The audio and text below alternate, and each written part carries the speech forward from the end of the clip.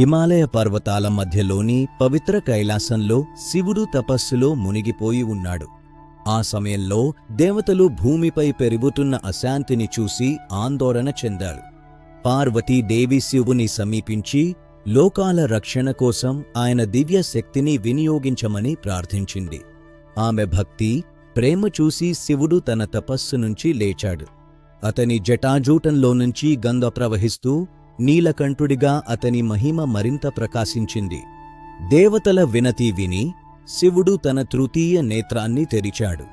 ఆ నేత్రం నుంచి వెలువడిన అగ్ని అంధకారాన్ని తొలగిస్తూ దుష్టశక్తులను నాశనం చేసింది. ఆకాశం ఘోరంగా మార్మోగి ప్రకృతి శివుని తాండవాన్ని చూసి కదిలిపోయింది.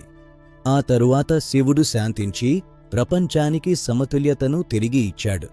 దేవతలు ఆనందంతో ఆయనను స్తుతించారు.